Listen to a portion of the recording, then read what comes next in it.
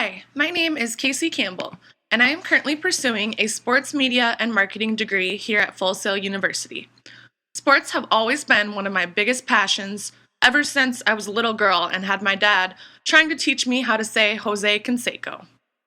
For this interview, I contacted an anchor, broadcaster, producer with a local television station in South Dakota, which is where I'm currently living. Her name is Tasha Walker, and she is a broadcaster for KOTA TV. I contacted her through email, and she was very friendly and helpful and got back to me right away. I really enjoyed reading her answers and really appreciate her taking time out of her busy schedule in order to assist me with this interview. The first question that I asked her was, what do you see as the role of the visual arts in our mass-mediated world, and particularly in your profession?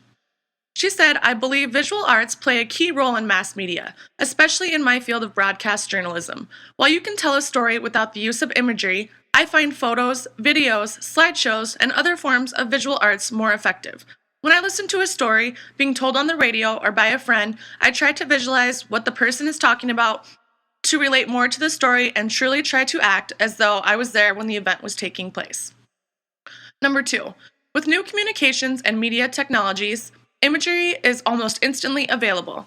Do you believe that this is having a positive or negative influence on the industry?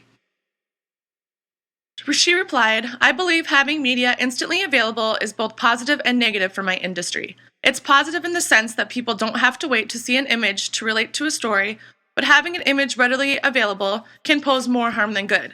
For instance, if a bank robbery is taking place and the news media records live video of it during a newscast, the robber could easily take out his or her cell phone and see what is going on outside of the bank, which works to his or her advantage. Or say a school shooting is taking place and there are bloody bodies lying around. That would be unfit to broadcast on television, especially if children are turning into the news with their parents. I think while it's great to post content in a timely manner, as journalists, we should pause for a second to think about possible repercussions. What images do you see? Number 3, what popular images do you see that are frequently rechanneled throughout the entertainment industry?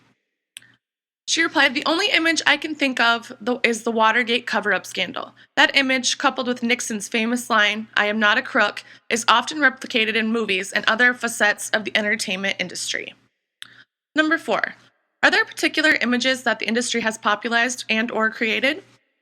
She said, I would say that the industry has popularized the microphone, as well as people sitting on a television set engaging in crossfire debates. Number 5, who is one of your favorite visual artists and or what is your favorite style of visual art? Tasha replied, I don't have a favorite visual artist. I try to respect everyone's art, and if it's really good, I try to learn from them.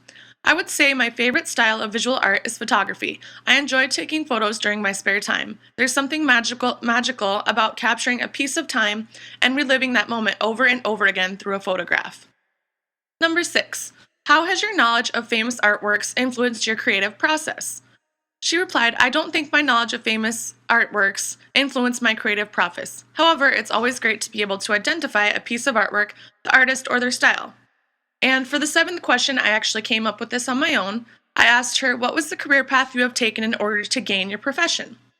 Tasha replied, I thought I was destined to be a lawyer, but somehow used my gift of gab to tell stories. A mass media fellowship and scholarship influenced me to pursue television production in college. After completing college and a number of internships, I decided to apply to graduate school to further my learning and sharpen my writing skills. I received my broadcast journalism degree after completing an accelerated program, but had no job. It took me 2 years to land a job at KOTA TV due to the economic crisis in 2008. During the 2 years that I was applying for jobs, I shadowed a reporter in my hometown of New York to keep my passion fueled and to update stories on my reporter reel. I also started my own blog during that time. I ordered business cards to make what I was doing seem more official, while I would canvass my community for stories and blog about what was happening. 2 years later, I began reporting stories, anchoring newscasts, and producing newscasts in Rapid City, South Dakota. That completes the interview. I think that Tasha made great references as to how important the arts can be in the mass-mediated world, and how much easier it is to tell a story or get a point across with the use of images and artwork. I also liked how she stated that she feels it is important to appreciate everyone's art style and to be able to learn from them all. She didn't make any references to a particular artist or artwork because she thinks it's important to appreciate all art, all types of artwork. She does enjoy photography and taking photos in her spare time. One thing I really love about her is how passionate she is and how hard she worked to get where she was at.